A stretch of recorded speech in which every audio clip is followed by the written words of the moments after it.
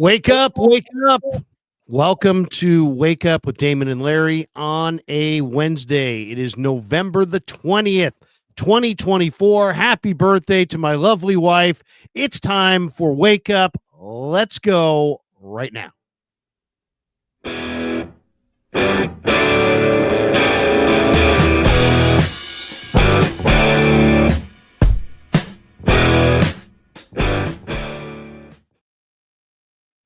Well, then let's just go right to the lead story. Larry, lobster roll of the day goes to Amy Krueger for putting up with you all these years, raising an incredible family. Bring Amy down to Sam's Chowder House. Wake Up is brought to you by Sam's Chowder House. Oh, let me see. What could be on the menu for Amy? Possibly a lobster roll. I bet she's going to like those potato chips, but she's so thin. She's just a little bird. Maybe she's not going to go for them. I don't know. The paella, the cioppino. Either way, Amy, seriously, happy birthday. You're wonderful. We sort of like Larry. We're going to keep him around, but you're our favorite without a doubt, Amy. So happy birthday to you. There you go. I think we both outkicked our coverage by quite a bit. You are literally YouTube. You are looking at the two luckiest, least talented schmucks to ever find pretty girls in their lives. No doubt about it. These two guys, these two faces have hot wives. Unbelievably. How did we do it? It's not because look at it this way. If the ladies married us for our money, the joke is on them. It really is. So, but no, seriously, happy birthday to Amy. What are the plans, Larry? What are you guys doing? Anything tonight, this weekend? Anything special? Well, you know, it's kind of, first of all, it's kind of a cold weather November day today. Bringing her to Lambeau Field to watch the Niners this weekend. It's a midweek deal, and I do have to work tonight at 6:00 from in the dinner hour. Let's just say on Niners Nightly. So we're actually gonna go. We're gonna try out a pizza place that's near us. She was just kind of checking with the boys this morning on this restaurant that just opened near us. So we're gonna check it out. We're gonna probably order in. We're probably gonna order in. Oh, okay. All right. Well, look, that's great, man. Seriously, happy birthday. And I hope everyone has a great time tonight. And I hope that she, still believes in you more than we might be believing in the 49ers as they head to Lambeau Field. For the first time, Las Vegas is giving the 49ers points this year. They're an underdog for the first time all year. Larry, I saw it open, I think, at 2.5. It's come down to 1 last time I looked at it. But it really is. It's appropriate. It's where the Niners are in their year. They began the year with high expectations and have not met them. They've got a lot of things tracking in the wrong direction in terms of Kittle's health, Bosa's health, and watching Brock Purdy's shoulder get added to the injury report doesn't give anybody great confidence going into Lambeau Field. So things feel a lot different this Wednesday than any other Wednesday that you and I have really hosted Wake Up so far this year. It looks like the shaving cream pie is about to hit the 49ers in the face. They lose this game. They lose Buffalo. That's a lost season. Well, okay, so they're 5-5. I would say, it's not reasonable to think you can make the playoffs and win the division without getting to 10. I think you got to get to 10. You can play the, watch the Cardinals, watch the Rams, watch the Seahawks. Let's see how this thing all shakes out. Or you can just kind of put your head down and say, what do we need to do? I would say I've been following the NFL for a long time. There have been examples of 9-win playoff teams, but for the most part, you got to get to 10. You got to get to 10 wins. And so the Niners have to go 5-2, which means they have to they have to win the winnable games, Arizona, Chicago, and Miami. And then they have to win at least 2 more. I think there's one more winnable game. There's Chicago, Arizona, Rams, Miami. So they got to win those 4 for sure. They got to go 4-0 in those. And then in the 3 daunting games this week at Lambeau, next week at Buffalo, and week 17 against the Lions at home, they're going to have to get one of those. They're going to have to win. They have to win all 4 of their non-hard game, real hard games, and then they're going to have to win one of the hard games. And this is the one that I think they have the best chance at. So whatever they got to do, they got to get ready and show up at Lambeau ready to roll. And this secondary for Green Bay, Damon, is leading the universe in takeaways, led by Xavier McKinney, who's got 7 by himself. So run the heck out of the football this week. A lot of McCaffrey, a lot of Mason, a lot of Garendo. This should be, no doubt, 65-35 run pass split.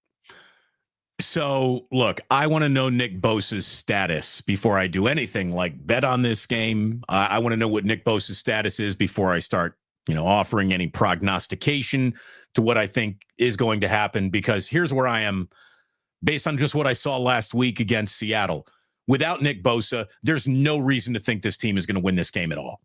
With Nick, then I'll say right now, they're not going to have Nick Bosa. Okay, then I would be very, very shocked. So would I. He did not look comfortable at all. And you saw, look, with Nick Bosa on the field, the 49ers defense has left a lot to be desired. With him off the field, it really downgrades. And that's when Seattle took advantage.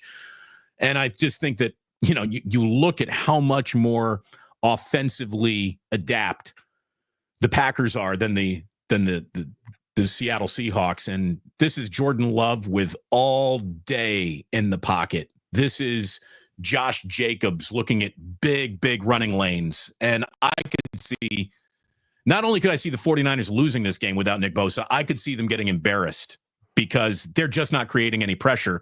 And Jordan Love having all day to just sit back and look for Reed and Dobbs and Watson, that just sounds like bad news to me for the 49ers. Yeah. I mean, I would say this. Niners are going to need to be like +2 in turnovers. Now, there are plenty of teams this year that have been +2 in a game in turnovers, so it's not impossible, but that's what it's going to take. The other guy who's absolutely on the spot is Robert Beal. Robert Beal, in 10 games, has no sacks, no quarterback hits, no tackles for loss. He has been absolutely looks like a monster and doesn't play monstrous. Right, so starting for Bosa if Bosa can't go, right? I don't think he'll be starting. I think you'll probably see Sam O and Leonard Floyd draw the start. But Beal's going to have to play a ton, and he's going to have to produce, and he has not produced. So he's going to, it's a big onus on him if Bosa can't go to play. And then, the other guy is Devondre Campbell. Devondre Campbell was awful in this last game, and D. Winters got the highest graded PFF grade of any 49er defender, and he only played 10 snaps. And I realize this is the homecoming for Devondre Campbell. This is the game that he's circled all year. So I guess you got to play him in this game. But, man, if he doesn't play well early in this game, I am getting him off the field for D. Winters, and I'm not thinking twice about it. And I'm cutting him 48 hours later. So if you're LaFleur, you're looking forward to this, right? I mean, you're going to pick on him. You're going. Who knows more about what he doesn't do well than his last team that cut him, right? Right. And in this last game against Seattle, the thing that I talked about it in the pregame, I talked about it with you. The 49ers were 6th worst in the NFL at defending passes to running backs out of the backfield. So they're not good at defending the short middle. In this game against Seattle, Seattle completed 3 for 3 on Warner and 6 for I think it was 3 for 3 on Warner and 6 for 6 on Campbell. They completed 9 for 9 against the Niner linebackers. That is their problem. That's their big problem. I mean, they don't have rush, and that's a huge problem, but their inability to cover in the short middle is death, because it's too easy of a throw for a quarterback, and they just sit there and they just live in the short middle, and the Niners have no answer. They can't close the space. Well, that's probably something LaFleur is working on this week, because he doesn't have neither of his running backs are, really catch the ball out of the backfield type of backs. 23 catches on the season for Josh Jacobs, but he's more of a, put his shoulders down, run through you type of a running back. So I don't know if, look at it this way, if LaFleur wants to scratch that itch, he's got the talent to do it. He can, but it's really not how the Packers even play. They don't throw a lot to their running backs, but if the other defense is begging you to do it, LaFleur's smart enough to do it. He will take what you give him. So, look, the Packers are pretty damn good at 7-3. The Packers showed how good they were, I thought, in the injury to Jordan Love, where they had a decent enough team to keep on winning, even though they were, dealing with a backup quarterback who in Tennessee looked like, there wasn't a lot there. LaFleur brings out the best in Malik Willis earlier this year to get through a couple of games. And it's really what you want out of a backup quarterback, right? It's the kind of guy that you're sort of developing a little bit, and God forbid you lose your starter for a week or two, he can get you through a game or two. Well, it's a great trade. I mean, they traded for him right at the end of camp. And then, they ran it 53 times in the first game that Willis started. They came back the next week and ran it 37 more, and they won those games. So, Green Bay has only lost to Minnesota and Detroit. Otherwise, they're right there with the Lions. I know the Lions are the team to beat. They've won 8 in a row, 5 of them by 30 points. They lost Aiden Hutchinson, doesn't matter. But if they stumble, Green Bay is going to be there. Isn't it pretty impressive that outside of like a week or two, their pressures went down? Their production and their performance really hasn't gone down in the absence of Aiden Hutchinson. That's what makes the Lions scary. Yeah. They're really good. Brian Branch is a superstar. Yeah. I mean, he's just absolutely a superstar. There's weaknesses to their team, but it's just good luck finding them. And then they have such incredible offense. They're great on special teams. Their rookie kicker's having an incredible year. So the Lions, in a way, it kind of feels like everybody, Kansas City included, might be playing for second place this year. Do you know who Drew McGarry is? He writes an awful lot like Ray Ratto. He's like junior Ray Ratto. They have similar patterns in the way that they write. McGarry was at, I think, Deadspin for a while. Then he was at either way, he was writing for SF Gate, and he was writing about the 49ers for whatever reason. And here's what he had to write. Tell me this doesn't sound like Ratto wrote it, by the way. The 49ers haven't beaten a single winning team all season long. Their most lopsided victory came against the New England Patriots team that's trying to play a full season without a viable offensive lineman on its roster. Their second biggest margin of victory came against fallen meteorite Aaron Rodgers and a Jets team hell-bent on digging its own way to Eurasia. And that is the easy part of the schedule. This week, you go to Lambeau, where the refs already have 3 bullshit illegal contact penalties just waiting for you. The week after that, you go to Buffalo to confront a fully armed and operational Josh Allen. 5-7 is trickling down your ass crack, 49ers fans. That is Drew McGarry doing a Ray Ratto impression, but I don't think he's wrong about any of it. It is amazing, man. The 49ers haven't even beaten a team with a winning record. Yeah, they don't have a signature win. They haven't looked good. They haven't looked good. Seriously. Let's talk about this year. Where have the Niners looked good? Third quarter against Dallas. That's it. It's like basically it. Yeah, there were momentary. Maybe it's just first impressions, but I felt like in the Jets game there was a little like, all right, I don't know. Maybe it's just happy to see football, but yeah, it's. Yeah, the Niners have been bad. The Niners have been bad in the division.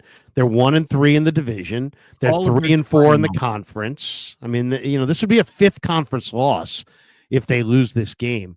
It's just all of their defining memories of this season have nothing to do with good things, right? All of the what plays do you think of when you just say 2024 49ers? You close your eyes. What do you think of? I think of block punts. I think of special teams mistakes. I think of interceptions by Purdy. I think it's so funny. I think of there's been like 3 or 4 plays in the last month where the Niners have had 2 guys in motion at the same time. And to me, if there's ever anything that makes you go, that's fucked up, is when you have 2 guys in motion at the same time. It's like, by definition, it's a screw up. And so that, to me, if you say what's my lasting memory of this year, it will be 2 guys in motion at the same time. Like, they just weren't on the same page. Kyle, to me, looks really tired. They just seem like I mean, they seem like they haven't been right all year. They weren't right in camp. The vibe was weird. They lost a lot of their swagger when they lost Greenlaw. So he's such a big part of their on-field personality that without him, they don't feel like themselves.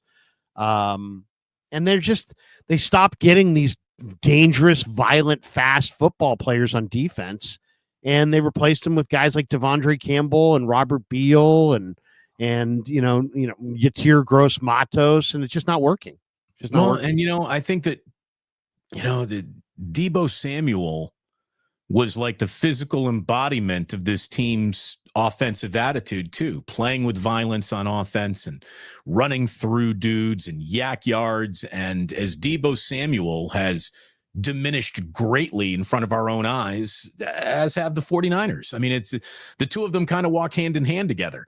And that's scary because Deebo's got, I'm never going to be as good as you remember written all over him. And if that translates into what we're looking at with the 49ers, then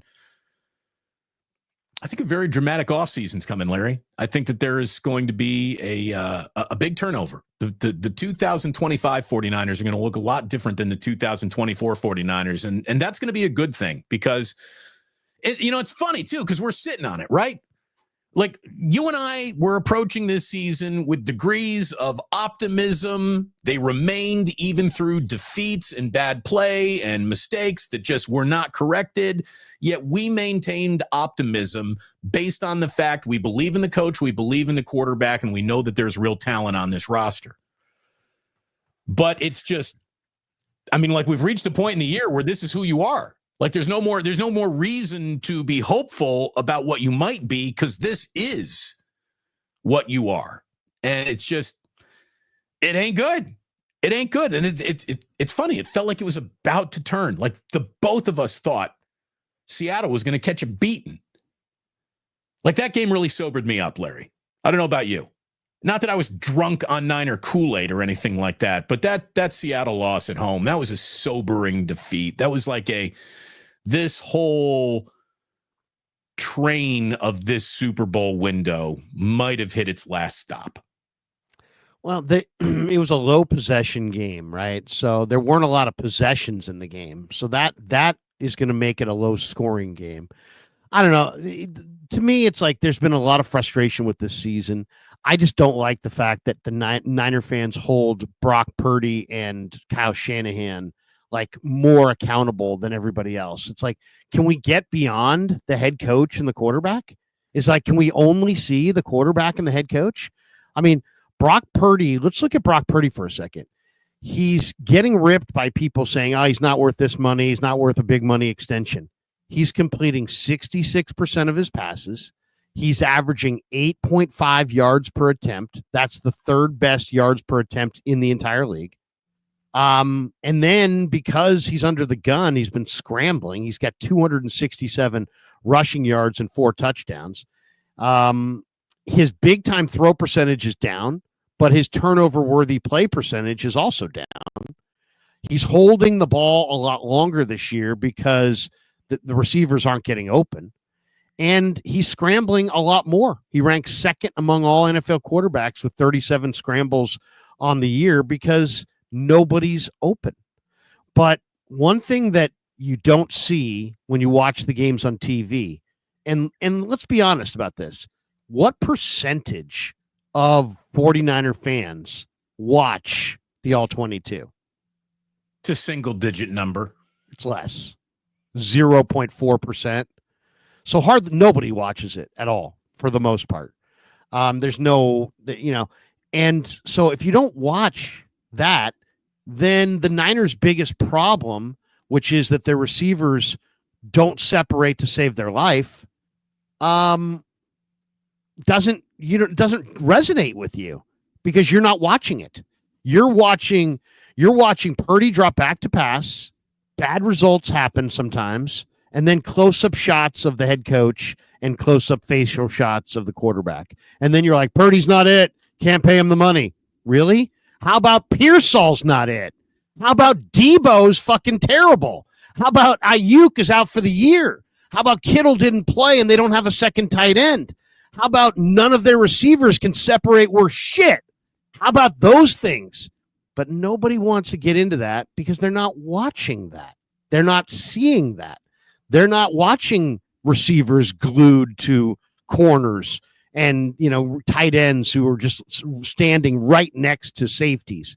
They're just saying, oh, Purdy made plays last year. Purdy's not making plays this year.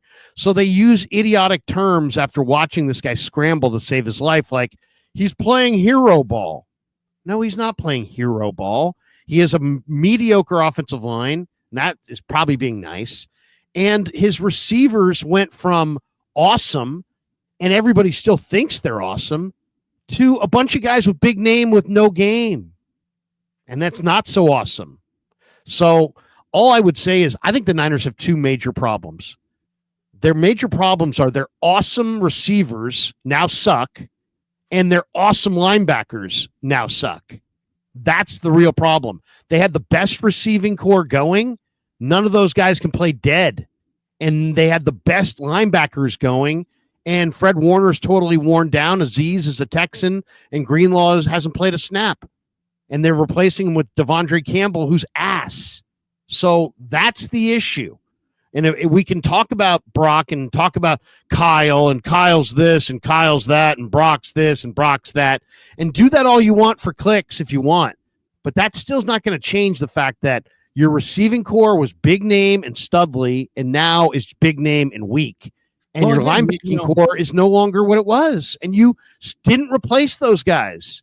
You lost two awesome linebackers, and you replaced them with nothing, with absolutely nobodies. And you're shocked that you're not good. Look, you can get a lot more attention complaining about a quarterback than actually putting real football issues on the table and discussing them. And there are, people who that's it. That's the only beat they march to is Purdy bad, fire Kyle. Purdy bad, fire Kyle. Right. Purdy bad, fire Kyle. And they don't know how to get off, another beat. And I look, the honest to God's truth. And I understand that every 49er fan, even though for 3 generations of you, none of you have sniffed a championship. Well, I guess you sniffed them. You were in the game. But, no one knows what winning a Super Bowl feels like unless you're, around our age and you're a 49er fan. And you got all these 49er fans saying, well, I won a Super Bowl. Well, that doesn't make you special. Every Tennessee Titans fans want a Super Bowl. Probably more than you do, since your grandfather saw them, and you Tennessee Titans fans don't even know what a Super Bowl looks like.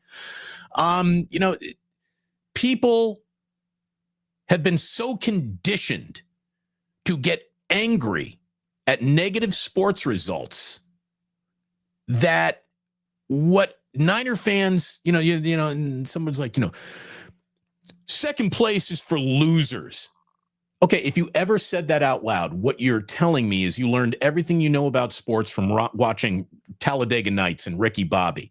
Like the whole, if you ain't first place, you're last isn't supposed to be a sports mantra as much as it's supposed to be a embodiment of how ridiculously Ricky Bobby saw the world.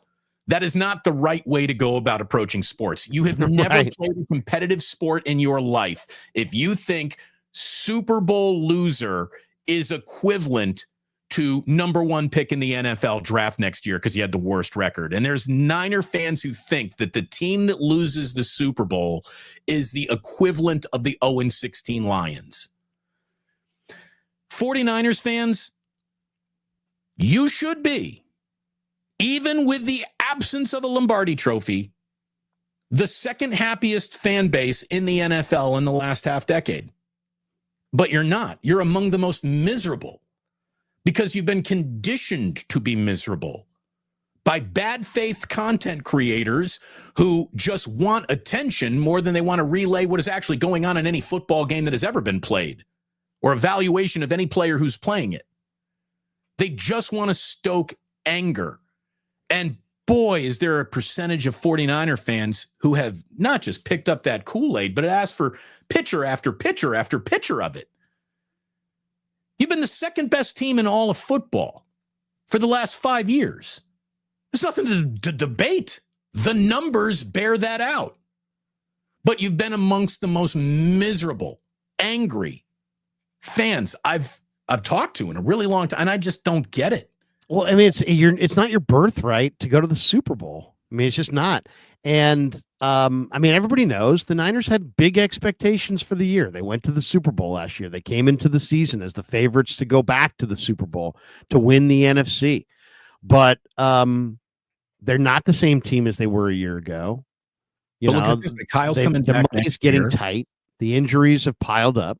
I mean, let's be honest about this. McCaffrey did not play for the first 8 games of the season. He's your best offensive player. Dre Greenlaw has yet to play. You could make an argument he's your best defensive player. You're asking Bosa to do way too much, and now he's hurt. And you desperately needed help at the trade deadline. You got none. I mean, you traded for a guy in Khalil Davis. You've played 2 games since then. He hasn't played a snap. So how good of a reinforcement did you trade for at the trade deadline when you're so eager to get him that he hasn't even played a snap in the last 2 games? So I mean that they did nothing at the trade deadline, despite the fact they needed significant help, and they are what they are. They get what they get. They deserve what they deserve. This is it. If you do nothing at the trade deadline and you have no needs, you're fine. But if you do nothing at the trade deadline and you have myriad of needs, you're not fine. And that's them. They're not fine. So can I ask you the question that was like number one in my mind yesterday? Sure. I almost did a whole show on it. Let me just ask you. I don't want to lead the witness here. Larry, what would you do if you had 2 great running backs on your football team? I would do a lot of things. I would play them together as split backs. One guy's the halfback, one guy's the fullback in a 2-back set. I'd play them individually in a 1-back set. I'd flex one of them out if they had receiving ability and use them as a receiver. There's only 5 eligibles, right? And I would get my 5 most dangerous weapons on the field. And if they're not ready to play in these other spots, that's on coaching. That's what the practice is on Tuesday, Wednesday, Thursday, and Friday. That's what the week is for. If Garendo doesn't feel comfortable flexed outside and you need to flex him outside, then you need to get him comfortable in the practices. And if you can't, that's on you as a coach, as a staff. It sounds like if you had 2 good running backs, then you would be very interested in mixing, matching them, being creative with them, looking for advantages and disadvantages with their matchups that you can find either, complementing each other or right next to each other. Not Kyle. And there's the thing, like you can complain about Kyle Shanahan all you want. You can complain about Kyle Shanahan, say he doesn't know how to call plays anymore. You're wrong. Doesn't know how to design a game plan anymore. You're wrong. But boy, is he fucking stubborn when it comes to this running back position. Jordan Mason was leading the NFL in rushing yards. And in the last 2 weeks has completely vanished. Why? That's what I don't understand. And that to me is the single most Kyle, I accuse you and you are guilty of, sir, being so focused on one running back that you can't even see the others anymore. Isaac Garendo just had a play him more based on that October, and he has had 1 carry in the month of November. In the last 2 games, both of them slogs, both of them wildly uninspiring. We've seen Jordan Mason carry the ball 3 times. 3 carries for Jordan Mason, 1 carry for Isaac Garendo in the month of November. Officially brings me to the question, Kyle, what the fuck are you doing? Why not use both? How come Christian McCaffrey and Mason are never on the field at the same time? Why can't you flex out McCaffrey? Why can't if McCaffrey is a jack of all trades, then how come you can only use him as a running back? Flex him outside and use him as a receiver. I mean, you don't have. I mean, here's the other one. If you don't want to do that, okay, then put Garendo, who was a high school wide receiver, and line him up outside and run him on go routes. He runs 4-3-3. He's going to take somebody with him, or he's going to be open for a touchdown. So let him take somebody. To me, why have a game-breaking runner if you're not going to use him at all? A game breaker doesn't have to be used 25 times, but a game breaker absolutely has to be used 5 or 6 times a game, and they're not using it. They're not using Guerrero 5 or 6 times a game. They're not using their game breaker. They're not using J.P. Mason, as you said, third leading rusher in the NFL. It's like, use these guys. Right. You have receivers that suck. Okay, let's say it out loud. Okay, so everybody can understand what the fuck we're talking about. Deebo Samuel does not separate. He is a shadow of what he used to be. Brandon Ayuk is done for the year. Ricky Pearsall was shot. It doesn't make him a good receiver. He did not separate last week at all. Juwan Jennings is tough as shit, but he doesn't separate. You have no big playability. You have no run after the catch. You have speed. His name's Jacob Cowing and Isaac Guerrero. If you're not going to put your speed on the field and you're just going to put the same slow guys out there, Deebo Samuel cannot be used on an end around. He can't get to the sideline. He's too slow at this point. He can't get there anymore. So it's like people are going to come to the conclusion is Kyle can't call plays. No, Kyle can still call plays. He doesn't have the bullets. Right. Or he does have the bullets, but he's too worried about Deebo's ego. Yeah, it's going to do a huge blow to Deebo's ego if suddenly on the plays that they used to be designed for him, they're now designed for Guerrero. I don't care. I don't care about Deebo's ego. And Kyle shouldn't either.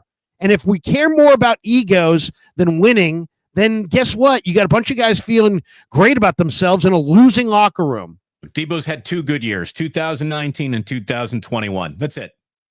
He's slow. They're unique. He was very unique in the time where we were discovering what he could do, but that uniqueness washed off of him. I mean, instantly. And I'm going to tell you right now, it really does feel like the tide is turning against Deebo Samuel. There's a lot of talk about, where he's going to be next year. And I'm just going to tell you, when Deebo Samuel is a Tennessee Titan or a Pittsburgh Steeler or wherever he's going, no one's going to be listening to that podcast, Deebo. Like, you're not. First of all, we gotta have like some superstar status before you get a podcast. Deebo Samuel should not have a podcast. Okay, he's not good enough. He's not. Deebo Samuel is a guy who had a couple of good years, who was really interesting for a minute there. And then the minute he could stop being the jack of all trades and he just had to go back to being the one trade of being a wide receiver, again, I could let any NFL team pick 20 wide receivers just randomly. Deebo's name's not going to be on anyone's list. He's not one of the 20 best wide receivers in the sport. Not even close.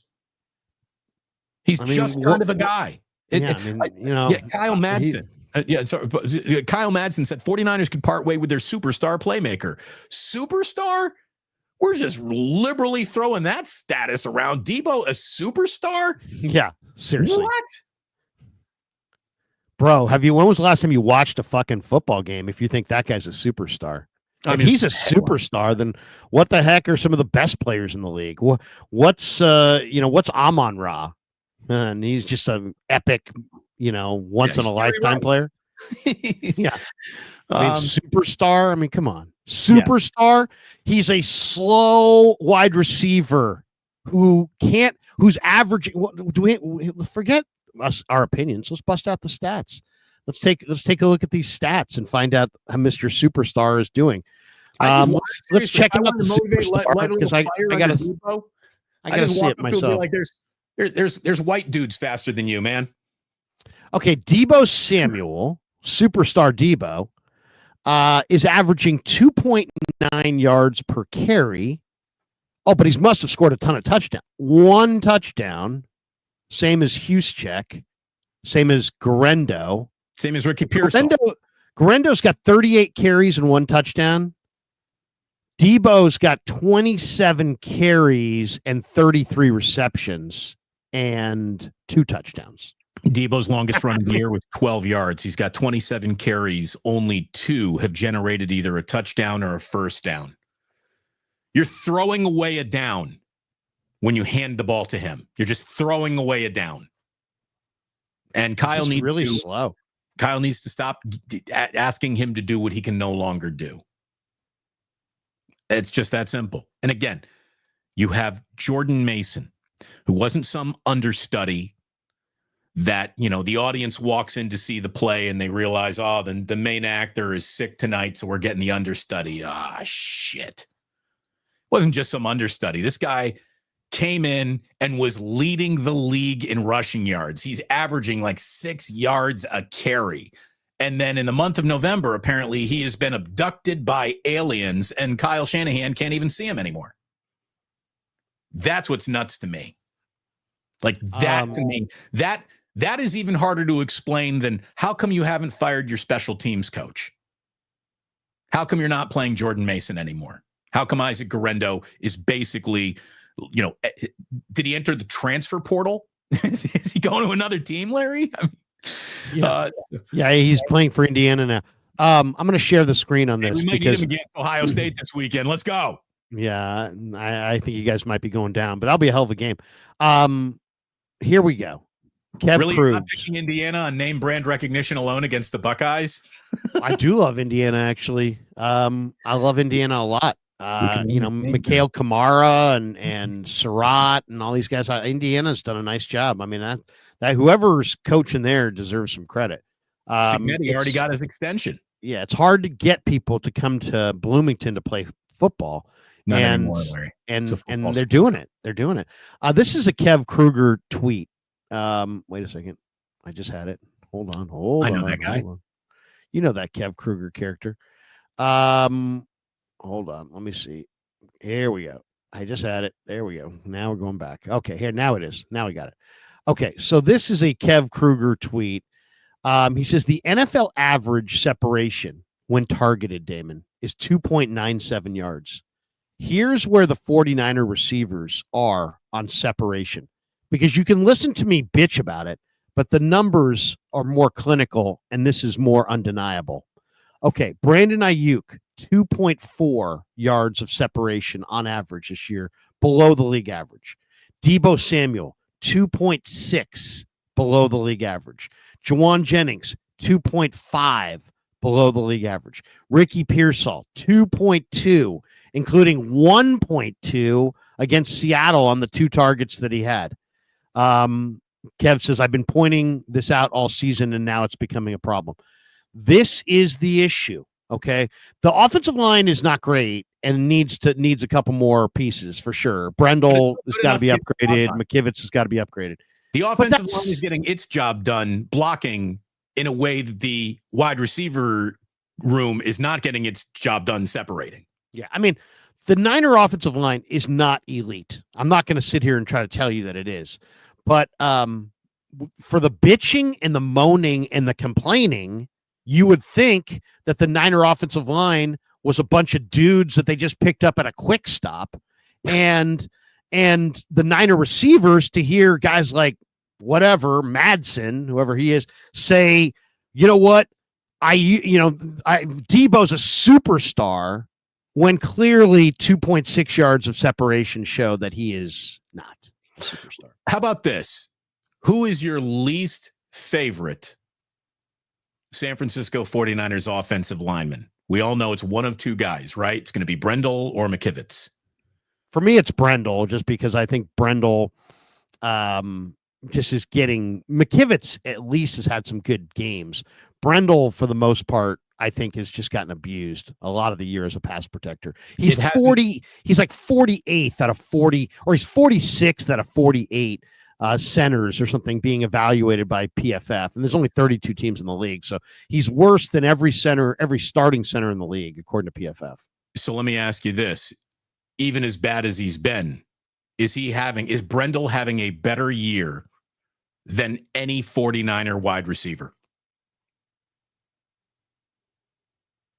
Is Colton McKivitz JJ's having a better year. Is Colton McKivitz having a better year than anyone not named Juwan Jennings in this receiving corps? Yes. I mean, Ayuk was bad. Pearsall's nothing. I mean, I love Pearsall, but until you're something, you're nothing. And so far, he's nothing. And Deebo is slow. So what do you got? You got a guy who's standing next to the boombox, who some people think's a superstar. And people act like he's a superstar, and he's got media like a superstar, except he's not a superstar. And then you've got Ayuk, who got his money and is hurt and done for the year and didn't look like Ayuk. You have Kittle, who's being underutilized because they don't have anybody else they can use as a blocker. So they have to use him as a blocker more than they should. He should be in the pattern all the time, and they should have another blocking tight end. But you saw Baldy's breakdown this week. He's like, hey, you take Kittle away from this run game, and they can't run at all. No. And you take Kittle away from the passing game, they can't throw it really at all. You take him away from the red zone, they can't score at all. George Kittle is one man. Awesome year. And, without him, there's probably no real surprise as to why the offense looks so bad against Seattle at times. Oh, by the way, Alexander Boy Entertainment, Deebo Samuel. Not bad. Yeah. Deebo Samuel. And it's not personal. I like Deebo. To me, Deebo is fun. He's fun to watch. I loved him when he was great. He's a tone setter. He's tough. He shows up for the W. I don't think of him as a diva or anything like that. I think of him as an old-fashioned, tough football player. He's too slow to be the primary guy. He would be fine if you had Jamison Williams. He would be fine if you had some burner next to him that was running the deep routes.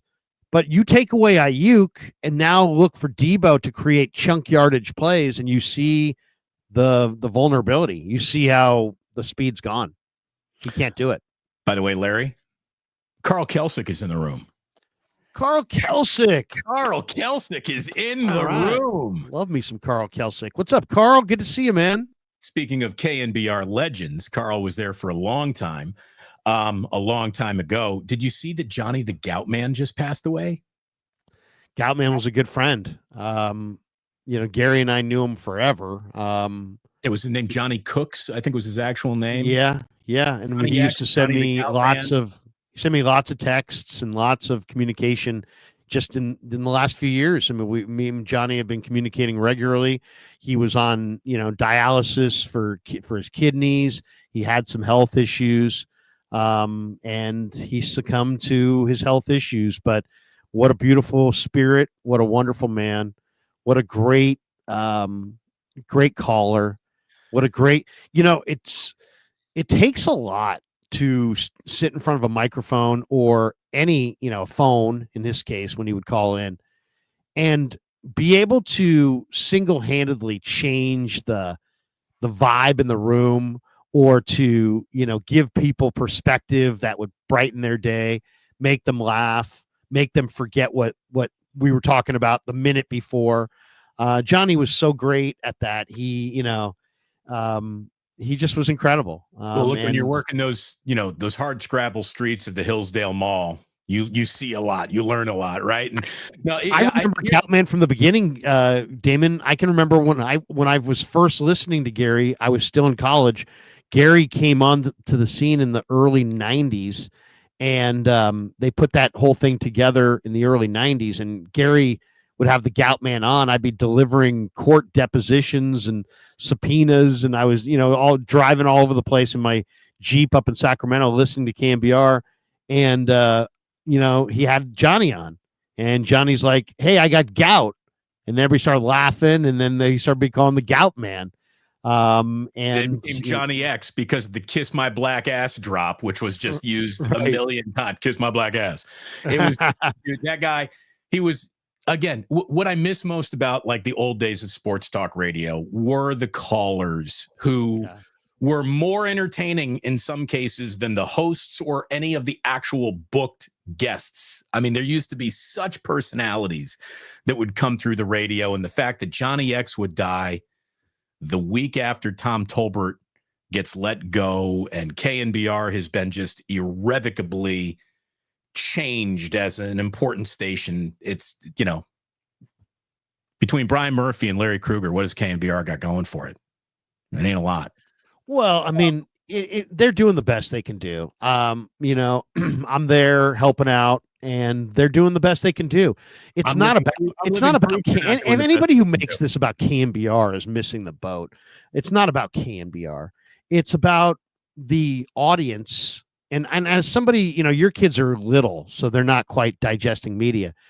My kids are now in the media digestion, world, right? They're digesting. I have a 14-year-old, an 18-year-old, a 22-year-old, Kev, and then I have a 23-year-old. They don't listen to the radio. They just don't. And I don't know if it's the packaging or if it's the choices they view as better. I love the radio. I've devoted my life to the radio. I sat on my bed and listened to not Pete Franklin, but Ralph Barbieri and Dave Newhouse, Candido. I was there, as a little kid watching the birth of this genre of sports talk, which came about in the 80s. And I think probably somewhere in the 90s, early 90s, I probably knew that, hey, you know what? I want to do this. And then being able to live out a live stream and work at the station that I listened to in 1997 as a 27-year-old was, an incredible dream. And it's been a fairy tale existence, being able to work with guys like yourself, with Gary, with Tom. There's just been, John Lund. I mean, there's just been so many great people that I've had a chance to work with. And I love it. And I love radio. And to me, it's very sad. But my kids don't react to the radio.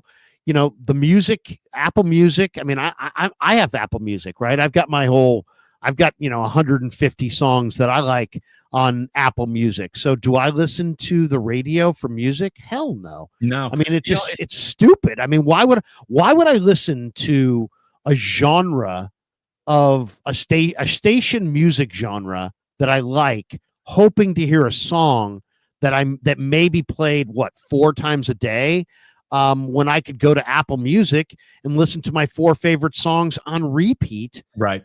On the way down to Levi's today. So it's like, radio's the radio music has been dead for a while. Yeah, but the biggest flaw with the way the talk radio is going through right now, and you say it's not about KNBR, and I get it. Like, everyone's working within a budget. What I'm saying is just there's no sports station who's not subjected to the same trends of the audience going elsewhere. It's not just about KNBR. It's about every talk station in America. But here's the cycle that's never going to allow any radio station to pull up from the nosedive that the entire industry is in, because you're not having any new customers walk into the room. Like you said, there's not a kid under the age of 25 who even gives a shit about the radio. So forget it. You're never getting a new generation. So the only viable business model is holding on to what you got left. And when you replace, trusted generational talents who are real men making real salaries, and you replace them with a bunch of 20-somethings who have never hosted shows anywhere, you are going to start running off your remaining aging customers. So not only are you not bringing in the new customers, but you're actually chasing off your old customers. And that is a cycle of business that is just built to go down the drain. It hit me? It hit me when my father, who's no longer with us, God bless him, I loved him so much, and he fueled my dream and made me have a dream, and then supported me through that dream. He was an incredible man. But he used to listen to the show, right? So I'd call, check in on my senior parents a few years ago, and the show started at 2. So I'd call him at like 1:30. Hey, Dad, how you doing? Hey, Mom, what's going on?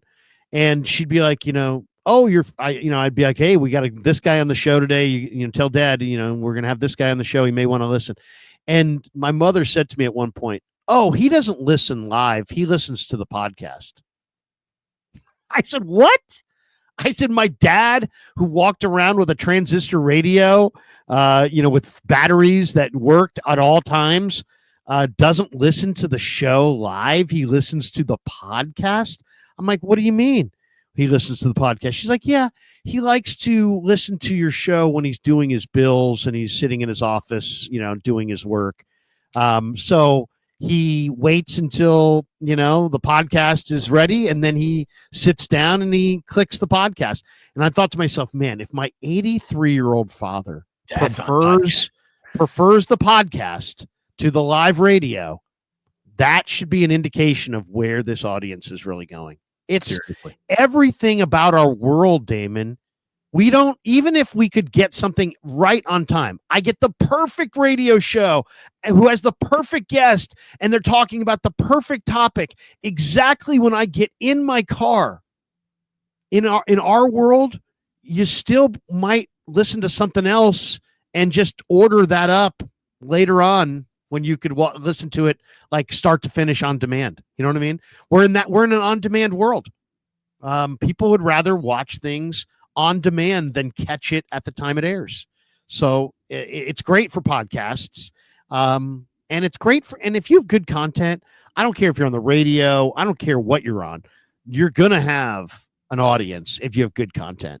So that's really all it's got to be about. So I always try to tell myself, hey, look, don't get too caught up in the trends and how the audience is, digesting the message, and don't get too caught up in that.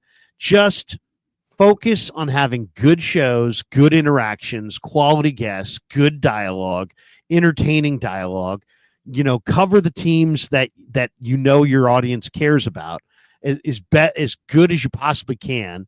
And the audience will be there for you, whether it's on the radio, whether it's on YouTube, whether it's some combination thereof, whether it's a podcast and it's just on the internet. So, and that would be my advice to everybody who wants to get into our biz, would be like, don't worry about, how everybody's consuming it. Just go put it out there and put it out there in every area so people can consume it everywhere. But don't worry about if today more people consume it off Facebook, off Twitter, off YouTube. Like, I'll see people who stream, like we're streaming right now. We are streaming. Damon's streaming to Twitter. I'm streaming to Twitter. We're both streaming to YouTube. I'm streaming to Facebook. I could go over here and look and I get a breakdown of how many people are watching on each little area, right? By the way, nobody's watching on Facebook. Come on, Facebook. No, but I'm just saying, so you can get a breakdown of where everybody is. I don't trip out on, man, I wish there was more people watching on YouTube than watched on, Twitter. It doesn't bother me, because maybe today you're watching on Twitter, but tomorrow you're watching on YouTube. Maybe tomorrow, Twitter's more convenient. I'd rather just have you watching. Just people to the pool. Just bars open, everybody. Yeah. Yeah. It doesn't matter. And you know what?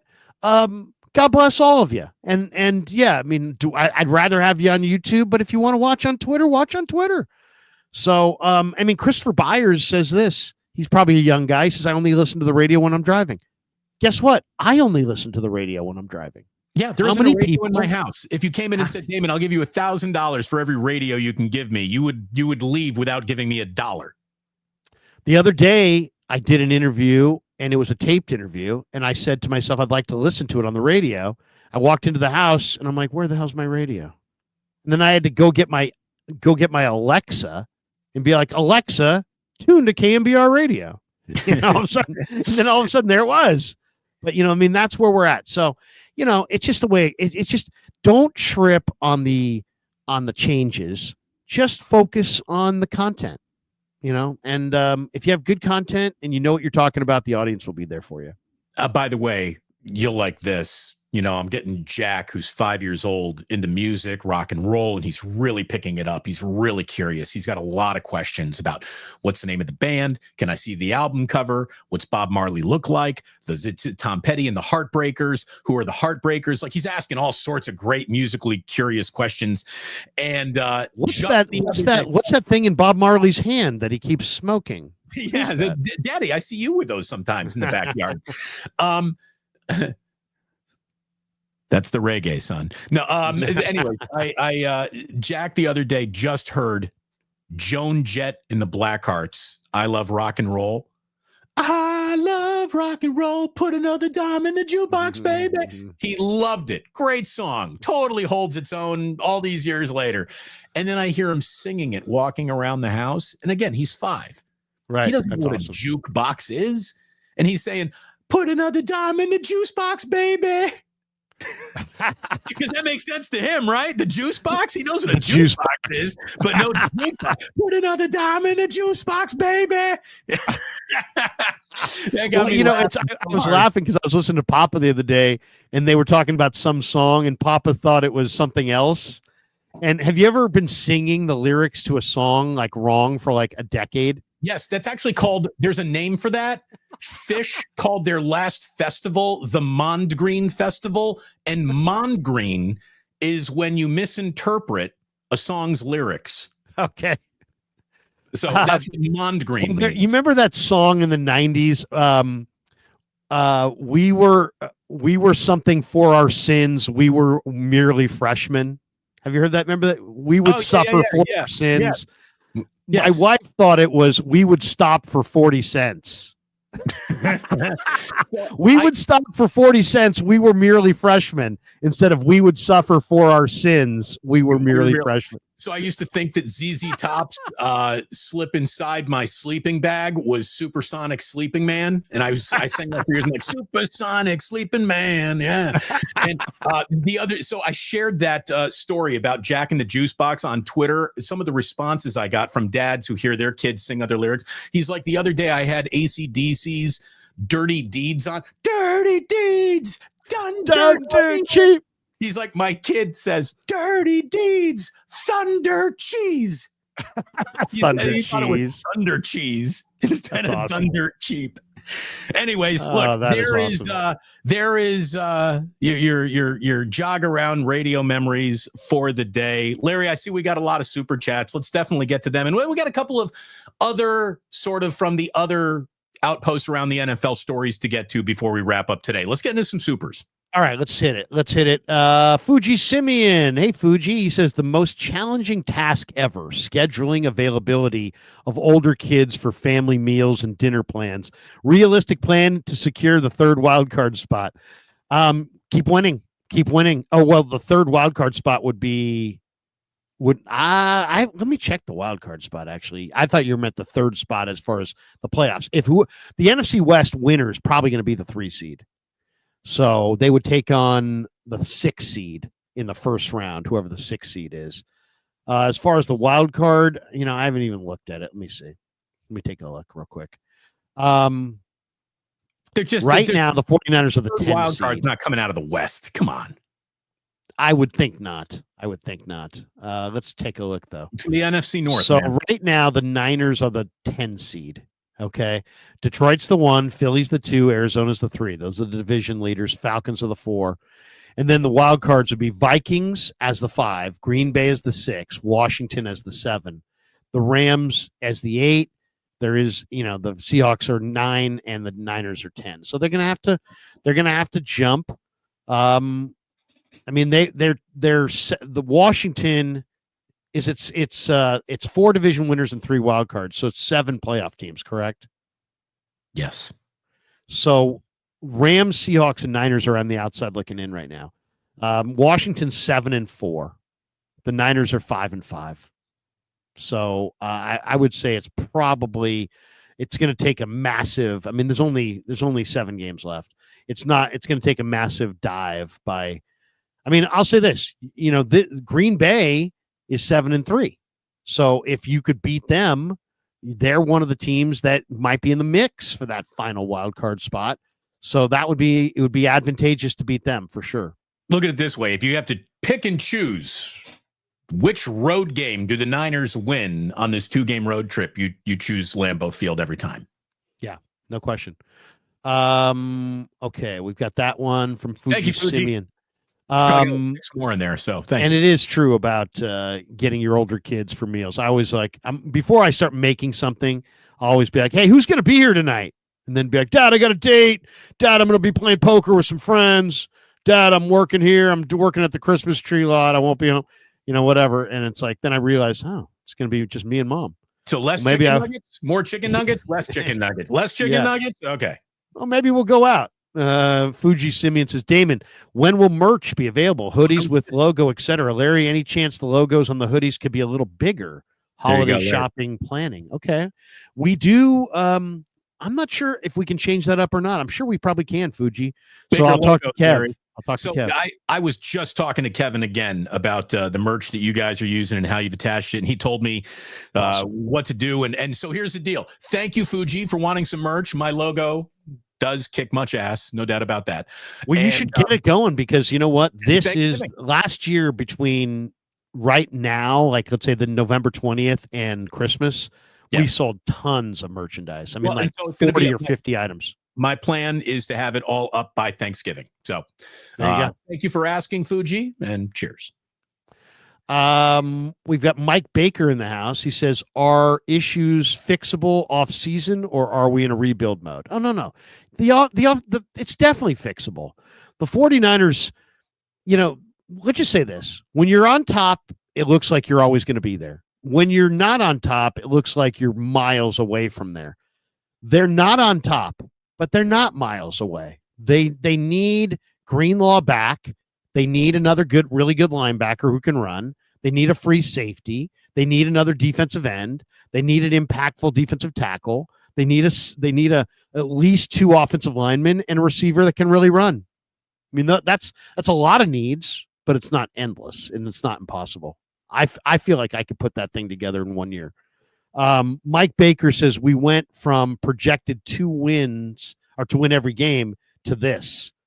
Yeah, the 49ers are underdogs by the way for the first time all year this week. Rightfully so. Yeah. Jack Jackson says fire the offensive line coach, Chris Forster. It's not Shanahan, not the defense, not the play calls. Watch Johnny Dell Academy. This offensive line are not blocking. Chris Forster is one of the most respected O-line coaches in the game. I think it's safe to say he ain't going anywhere. But what they need is they need a better center and they need a better right tackle. They got a good right guard. They got a good left guard. He's a free agent. They got a good left tackle. They even have some decent depth, but they need a starting center. I mean, I tweeted this yesterday. I said I showed my mock draft where I had Zach Frazier from the West Virginia Mountaineers going to the Niners in the mock draft. Zach Frazier is leading all rookies or all linemen, I believe, in a couple key categories. He's doing really, really well. They need it, and Mason McCormick as well. Steelers had an amazing O-line draft, and look at how good of a season they're having. Yeah, I wonder if that's correlated. Look at how good Detroit's offensive line is. Wonder if that's correlated. Before Darisaw got hurt in Minnesota, look at how good of a season they were having. Wonder if that's correlated. Right. Look at the Dallas Cowboys of the 90s. Look at the line that Hudson Hawk had. Look at the Houston Texans going in reverse all of a sudden because they got massive offensive line issues, which for whatever reason weren't exposed earlier on in the year, but now are being exposed. And all of a sudden, C.J. Stroud went from everybody's favorite young quarterback to everybody's eyes have shifted to Jaden Daniels now. And C.J. Stroud ain't half as cool as that used to be just half a season ago. So, yeah, offensive line. It's important. Joseph Ernberg says, this is the 49ers, not the fucking Titans, though. We should have high expectations when having the most talented team the past 5 years. Settling is losing. No, it's fine to have high expectations for sure. And you have high expectations for a reason, right? I mean, the Niners have done well in the draft for the most part, but they've missed at the top. And now the combination of those misses and going for Hargrave has thinned out their depth. They don't have the kind of depth on the line of scrimmage they used to have. Anthony Catania's in the house. Hey, Anthony says the last great game this team played was nearly a year ago in Philly. What the hell happened? Yeah, seriously. They got slapped around on Christmas night by the Ravens, and they haven't played a great game since. I mean, a truly 4-quarter great game. That Philly game, Anthony's totally right. That was the last great game. Michael Zarate says Green Bay might get revenge in season-ending fashion. Oh, I know. This could be it. And believe me, they know it. How about look at it this way? LaFleur wants this. Robert Saleh's kind of whispering, advice in his ear too. This is set up for the Niners to get clobbered at Lambeau. It really is, especially if Bosa can't go. Eric Pierce says, hey, we have the same receivers that we had last year when they got open. Now they all got old in 1 year. Has to be the play calling, in my opinion. No, they actually all did. I mean, first of all, JJ never ran fast, right? He's never been a burner. 4.7. Right. And Cowling and Pearsall weren't even here last year. Deebo has slowed down. I mean, look at what he averaged last year and look what he's averaging this year. It was like 6.1 yards per catch. He's like 2.1 yards per catch. So he's not the same guy. Ayuk clearly was not the same guy. I mean, before he went out, he didn't look anything like the same guy. So yeah. All these guys, they didn't have big time speed to begin with. They needed big time speed. And here, let me just make this point. What did the Chiefs go for in the draft? They went for Xavier Worthy. They went for a guy who could really run. Well, guess what the Chiefs just did yesterday? The Chiefs signed Tyquan Thornton, who was just waived by the Patriots to the practice squad. Why? And they released Cornell Powell, who's been in their organization for a few years. Well, why did they want this guy who's not that great why did they want Thornton? Because Thornton can run. Thornton is a burner. Thornton is a absolute, 4-3 burner. And the Chiefs understand the value of speed. So they added a super fast guy to their practice squad so that if one of their guys goes down, well, they can at least put a guy out there that can stretch the field. And the 49ers badly need that. If he can stretch can he do anything more than stretch the field? I mean, if he had this guy Thornton cannot at all, he would have been on the Patriots roster, right? I mean, right. He's not good. But my point is just that you see the Chiefs understand the value of impact speed because it creates space. Offensive football at its core is about nothing more than creating space. And defensive football at its core is nothing more than closing that space down. So how do you create space? You create space with power. You create space with quickness. You create space with speed. And you create space with play design. And the Chiefs create space in all of those ways. And the Niners, for the most part, used to and don't really create a lot of speed right now or don't have a lot of speed or quickness. Fuji Simeon says certain things that will occur: death taxes and an unsuccessful Deebo jet sweep. Larry, any draft picks you have your eye on, wide receiver speed and separation? I can't. I got all kinds of guys. Yeah, I don't even want that segment right now. We're not ready for it. We don't need it. Yeah, I mean, no, I haven't looked at a lot of wide receivers, but I'll say this: go look at Ole Miss. Ole Miss has a couple wide receivers that are really, really good. Fuji Simeon says, LOL, Larry, until you are something, you're nothing. Facts. Yeah, exactly. Sarah, the domestic goddess. Oh, Sarah, the domestic goddess is here. Thank you, Sarah. How is hate in Ashbury lately?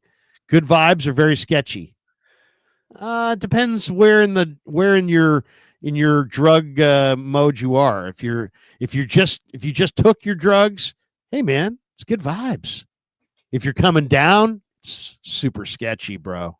Super sketchy. It really kind of depends where you're at in your buzz. Yeah, it's not. I was just on hate. It's not peace and love anymore. It's not peace and love, but it's not, honestly, it's not as heroin-y as it used to be. For a minute there, like Upper Hate was getting heroin-y. You could see people coming out of the park and just like, closing the McDonald's got rid of a lot of the underpriced, just hanging around looking $1 for a cheeseburger riffraff. And I think that's how top of the park is a little bit. Top of the park has gotten really seedy, really seedy. Yeah, I mean, I all I would say is that keep your head on a swivel. Keep I your mean, on head the on a corner of swivel. Haight and Ashbury, there's a Ben and Jerry's and a freaking Gap. So you're fine there. But yeah, it's not. Well, you know what's happening is that you're getting a lot of young people who are living on the streets with their pit bulls, and they're gathering on the corners, and they're letting their pit bulls kind of spar with each other, and they're kind of creating uncomfortable walking situations for a lot of people in those neighborhoods. That's what's going on. And my buddies who are SFPD say that, it's basically the same neighborhood it's always been. It's just a little bit more random. That was the word he used. David E says, since BA is likely done too, seems like the Niners are in big trouble. They need to replace an entire receiving core now, and they already have heavily invested in the position. By the way, David. As a former pit bull owner, let me just tell you, I love pit bulls. They're great dogs. They're wonderful dogs. If you raise a pit bull the right way, you are raising one of the greatest dogs ever. They're such good dogs. But if you're fighting them on the street, that's not good. Probably not good. That's the problem. Branding says, I'm generally not a fire Kyle guy. But would it be realistic to get Ben Johnson? I feel like the offense is just stale. I mean, I will say this. Ben Johnson is doing an amazing job.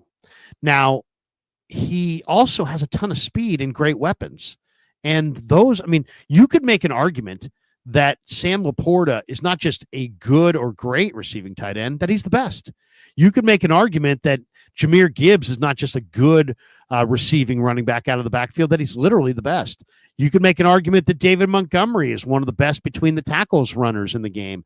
You could make an argument that Jameson Williams is one of the biggest deep threats in the entire league. And you could make an argument that Jared Goff to Amon-Ra might be the most unstoppable passing combo right now, with the way that Goff can throw lasers to spots and Amon-Ra can be in those spots. So Ben Johnson has awesome weapons and the best line, but the play design that he has had in the red zone is also spectacular. I'm going to do a video on this, just looking at some of the Detroit red zone plays, because they're so good. And hey, you know what, Kyle? Feel free to steal from him. Watch Ben, put on the tape and pick your 3 best plays and fucking steal them. Take them. Yeah. I mean, people have been stealing from the Niners forever. So, yeah. But Ben Johnson's a hell of a coach. He turned down the Commanders, though, last year, which seemingly was a pretty good situation, and he turned them down. So maybe he has a certain thing that he's looking for, or maybe he understands how special the group that he's got in Detroit is and wants to hang out there and win a ring. I wouldn't be surprised by that at all. But I'm very much a Kyle guy. And I think it would be a huge mistake to fire him. I really do. And look, I'm going to say this too. One of the reasons maybe why the league is officially catching up with the 49ers are not only are they descending, but they're probably, in all head coaches, there isn't a coach as studied by other NFL head coaches as Kyle Shanahan has been studied. So maybe that's helped close the gap on the 49ers. And by the way, every other professional head football coach isn't studying Kyle Shanahan because Kyle Shanahan is a trash can emoji and should be fired. Right. Other NFL teams, look at what the Niners do. They admire it. They want to duplicate it. So Mac Fam, we got one more here from Mac Fam. He says, describe the 49er players as Thanksgiving sides. Well, I definitely would say that Fred Warner is like the essential. So I consider Fred Warner stuffing, because stuffing to me is the essential element. It's not Thanksgiving. You're having a turkey dinner without stuffing. Stuffing makes it Thanksgiving. So Amen. I would say Fred Warner makes it the 49er defense. So Fred is the stuffing. We've been eschewing turkey on Thanksgivings last few years for what have you been doing? Rib. Oh, you've been getting rid of turkey. But yeah. I still make stuffing with the prime rib. Obviously, it's not stuffed into the prime rib, but I still make a side thing of stuffing because it isn't Thanksgiving without stuffing. We're here for the stuffing. Do you just eliminate turkey altogether because you don't like it? It's dry or what? Yeah, I mean, I think we're gonna go. So not a lot of people don't like turkey. I like turkey. I'm not anti-turkey. Jillian's more anti-turkey than I am. Or I don't even know if she's anti-turkey as much as she's just very pro prime rib. I got a steak eating wife. I like that. Bone in, bone out. Oh, bone in. We're not animals. Bone in. So then you're how are you cutting that? You're cutting that with what? We get a 6 bone. So we get the butcher at Guerra's. We get the butcher to cut the bones off and then tie them back on. I then grill the prime rib. I smoke it. I grill it, and it turns out fantastic. Ooh. Then you kind of take them off, and then you get all those bones to either like pick up and eat, put in beef stock or whatever. They're fantastic. This year for Thanksgiving, we're going to my buddy's bar. My buddy Greg owns the Halfway Club here. Right, I met him. You know GQ, absolutely do. And so what he's doing is opening up his bar. He's closing the bar to the public. Some regulars are going to come in. He's got about 20 people coming. And what they're going to do, since it's on Geneva, right? Right there on Geneva. Yes, thank you. Since everyone's favorite part of Thanksgiving dinner is the leftovers, they're actually making Thanksgiving dinner leftovers and will be serving turkey sandwiches for Thanksgiving dinner, which to me is a strong move. I love it. So that is so good. You know what I've been doing with the turkey now for Thanksgiving, you got to get the whole turkey. But like other times of the year, because I'm a big turkey fan. I love turkey, right? Do you just like turkey breast? I do love the turkey breast. I love the white meat more than I love the dark meat on the turkey. There's something about the dark meat on the turkey. It's fine. I don't mind it, but I don't love it as much. I like the texture. I prefer dark chicken. I prefer the thigh on the chicken more than I prefer the dark meat on the bird, the turkey. I agree with you. Right. And I'm not sure why that is, but I like the texture of the turkey, the white meat turkey. But what I'll do is I go to Lenardi's, right? There's probably the same, and the butcher will then. Gary St. Jean says, "Go to Lenardi's." Go to Lenardi's, Bill Lasky. Go to Lenardi's. So I go to Lenardi's, and then I have them butterfly the breast off the bone. Yes. Okay, and then so they cut it, and it almost looks, and it spreads out like almost wide, right? Then I make the stuffing. And I put the stuffing in the turkey and I string it together so the stuffing cooks inside the turkey. And then what you do is when it's done, you just slice it and people get like a turkey outline with the stuffing in the middle. And look, they get it's just unbelievable. I mean, and the stuffing comes out more juicy and flavorful than ever because it's been cooked inside the turkey. It is absolutely fantastic. I don't know if I'm going to call you a hero or an inspiration, but that sounds great. It's amazing. It's amazing. Like I loved a stuffed pork chop, and you're basically doing the stuffed pork chop, but with a turkey breast. That's freaking. I've done that with pork roast as well. You can do it with pork roast as well. You can stuff a pork roast. Yeah, it's unbelievable. Larry Krueger, ladies. I don't know if we had any good football information, but Larry's given us ideas about food today. Thank you for being here. Thank you. I'll be here all week. Mac fam.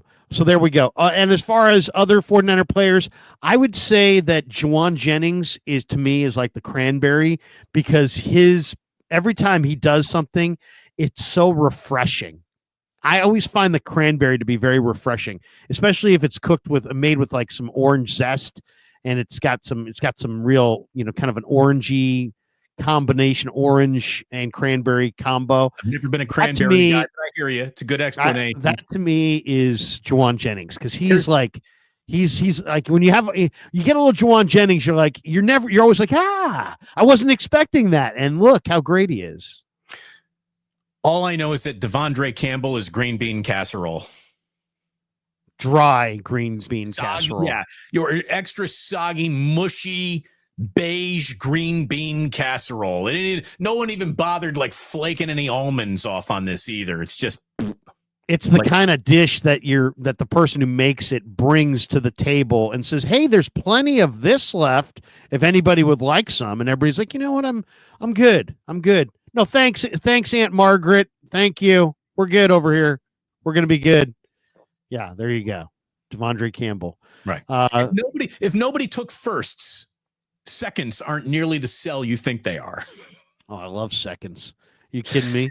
My mom, when she did Thanksgiving, Damon, would do like a 22-pound turkey, and I swear to you, if you called my house, if I said, "Hey, Mom, Damon's on the line," she'd be like, "Tell him to come over." Get them over here. Like literally my mom would invite every person that, you have a friend that's from school that it doesn't, lives back east and doesn't have their family with them. You must bring them to Thanksgiving. Like, it was like, and if I didn't, to be like, what the heck you didn't bring your friend. My mom wanted more people at Thanksgiving. She would buy the biggest turkey, make this ridiculous meal. She'd be like sweating, like as she's serving the dinner. She'd be like glistening with sweat. She'd work so hard.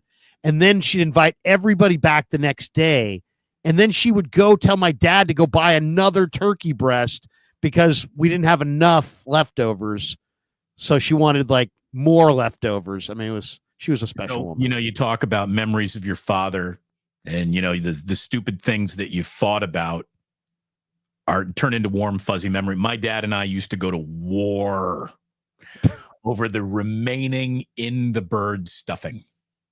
Because we would like stuffing so much. There would be the in the bird stuffing, and then my mom would have to make a secondary side dish of stuffing. So we had extra stuff. But the in the bird stuffing, as far as we were concerned, that was the, pure uncut Colombian cocaine, and that we would fight over it. We would fight that. How many scoops have you had of that stuffing? You leave some of that stuffing for my sandwich because you wanted to have the stuffing on the sandwich post Thanksgiving, but the in the bird stuffing, Dad, the in the bird stuffing doesn't really need to be on the sandwich because the sandwich masks the in the bird. No, Damon, you don't know what you're talking about. Oh, dude, we used to go to war over the in. You know what I put in my stuffing? I miss fighting with my dad over this stuffing.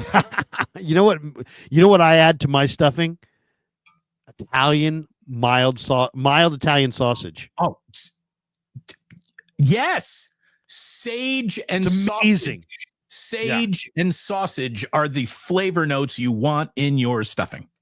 And also, I like some fresh cranberries. Like a few fresh cranberries. Not everybody likes that. No nuts, though. No nuts. Kevin Warfield. It's not a super, but like two Indian warriors fighting over the buffalo heart. Yes, exactly. With face paint. Kevin Warfield, fix both lines and we will be fine. We once were bullies and teams lost after they played us. Yeah, that team's now Detroit, by the way. I don't know if you saw that this year, but every team that plays Detroit loses the next week. Fuji Simeon says, don't forget Dungeness crab as a side. Ooh. I was too late to ask, are you a leg man or a breast man? I'm a breast man. I will say this, though. I do an appetizer that is incredible. And what I do is I go to the butcher. I ask for a couple pounds of fresh shrimp, right? And then I get some celery, dice it up real thin, get a really spicy cocktail sauce, blend it in, and then just serve it with crackers. And people will sit there putting shrimp and these and in like this spicy cocktail sauce and some celery on a cracker. Oh my God, it's amazing. So you basically you dip the shrimp into the cocktail sauce for them already. So they just need to mix it all together, cracker, scoop it up and go. Right. Yeah. It's basically like prawn. It's like kind of like a, when you get prawns and cocktail sauce, it's kind of like that, except with shrimp on crackers all put together with the cocktail sauce. If you get a really great cocktail sauce that has some like, what's that stuff that makes spicy? What's the horseradish? Horseradish. You go horseradish, a lot of horseradish in your cocktail sauce, and it's absolutely amazing. Absolutely amazing. That's going to do it. That's it. That's it for supers. Someone's like, you guys forget about content creation in the world of football. You should start your own food channels. Sean Turner, there goes my diet. Sorry, John. Hey, it is a great. I got to be honest. The one I'm not one of those people that gets super nostalgic and gets all sad, because my parents are no longer with us. But the one thing that to me is like the greatest moment of the year would have to be any house where there's going to be Thanksgiving dinner and the cook gets up at like 8 or 9 in the morning to put the bird in the oven. And now it's like 11 and it's like halftime of the first game. And you're getting ready for your guests to come over and you can smell the turkey wafting out of the kitchen like animated fingers of pie sitting on windowsills. Oh, it's so good. It's so good. I mean, that to me, if you say what is like the thought of like family, it's Thanksgiving, watching some football, usually Lions losing at halftime, smelling the bird, and just getting ready to just like 2 in the afternoon. It's all coming together. Yeah, those are 12:30 on Thanksgiving. The smell in the house when the turkey's cooking is just awesome. I know we're wrapping up here, Larry. Again, thanks so much to Sam's Chowder House for sponsoring us. As always, everyone hit like and subscribe across both channels if you would, please. I know it's been a rough week for 49er fans. Can we wallow in a little other misery before we tip off today? Sure. The Jets have fired Joe Douglas. And Larry, I wish that we could have a time machine, go back, because I'm sure that Joe Douglas and Robert Saleh were all high-fiving each other when they heard that they're getting Aaron Rodgers. I wish I could take a time machine, go into that room and just say, the both of you have just signed your own death warrants, by the way. Aaron Rodgers will be the end of this franchise. And you heard that Woody Johnson wanted to bench Aaron Rodgers back in week 4. That's a big story today. This is why meddlesome owners don't deserve to be anywhere around a football field. Ridiculous. Absolutely ridiculous. And look at Joe Douglas, by the way, Damon. Look at Joe Douglas. He drafted this year Olu Fashanu, who's a really good offensive lineman, Malachi Corley, Braylon Allen, who's been really good. Last year, they drafted Will McDonald. 2 years ago, they drafted Sauce Gardner, Garrett Wilson, Jermaine Johnson, Breece Hall. Joe Douglas was the problem. Yeah. I mean, yes, they invested in number 1 in Zach Wilson. It didn't work out. Yes, they went down the Aaron Rodgers road.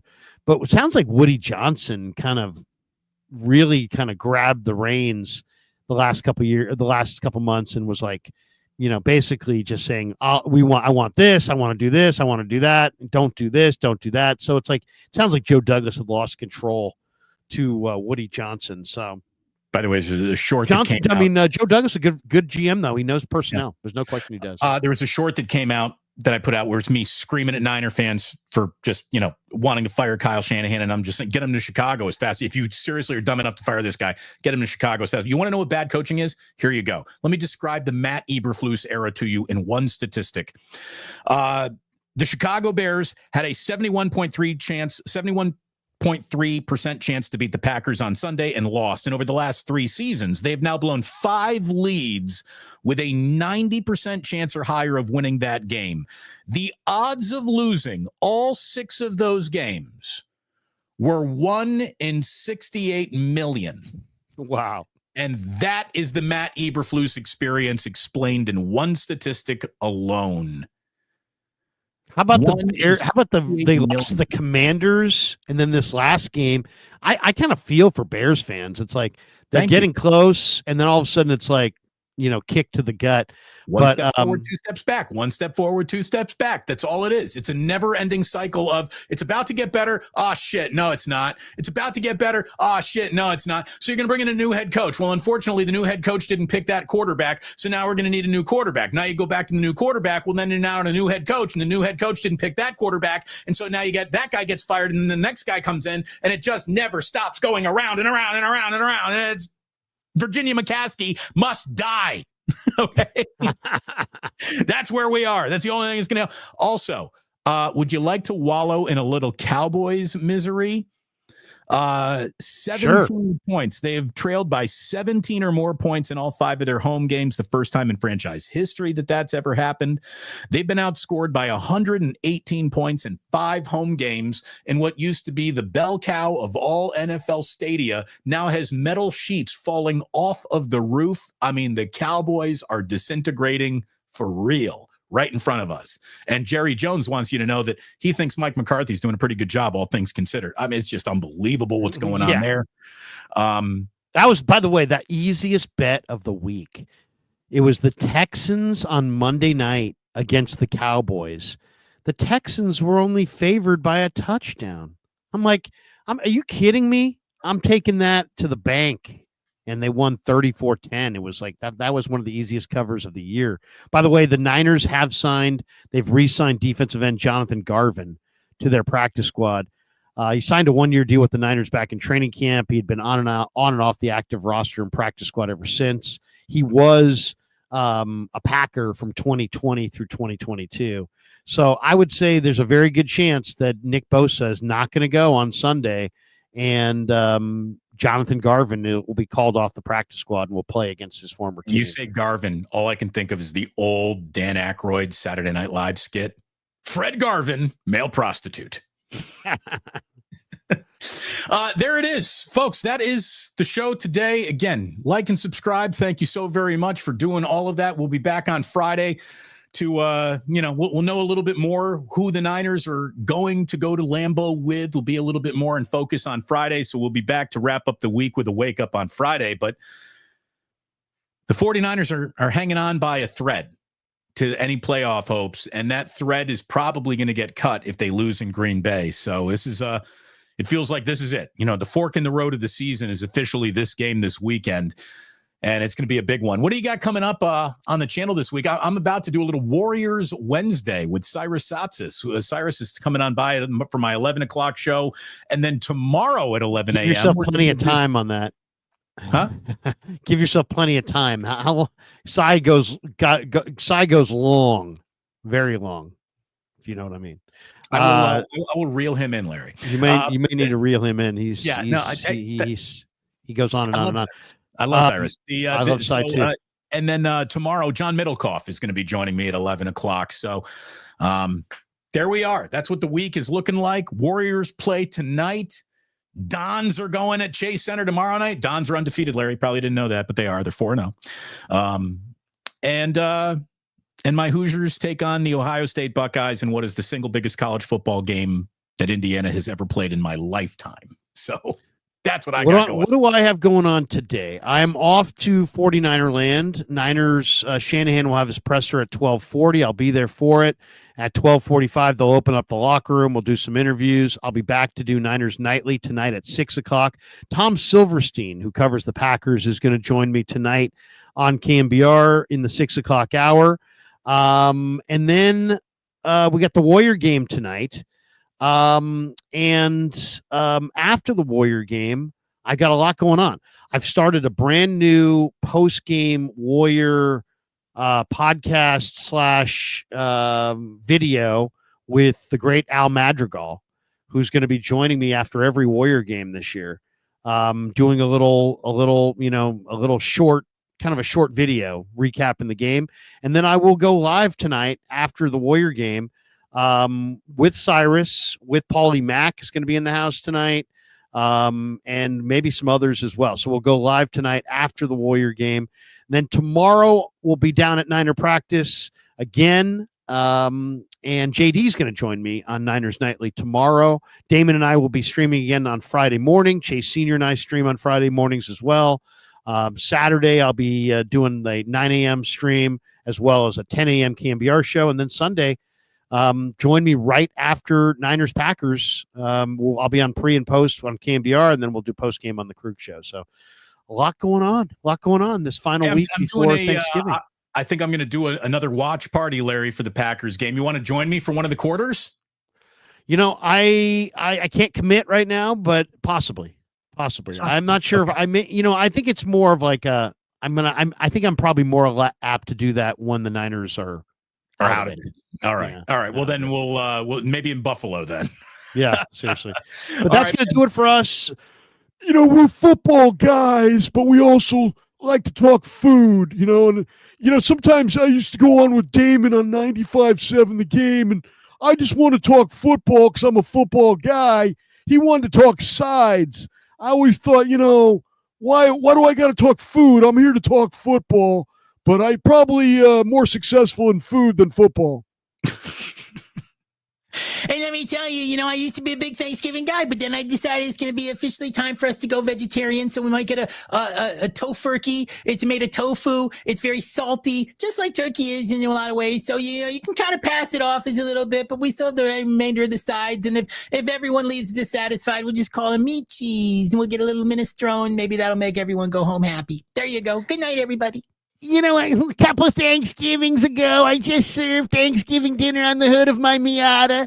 All my neighbors came around and they're like, "Oh, this is a beautiful Miata. We hate to drop any kind of mustard or mayo or anything on it, but thank you, Ralph, for inviting us. And you're not a football guy, but you're a hell of a Niner fan. Go Niners."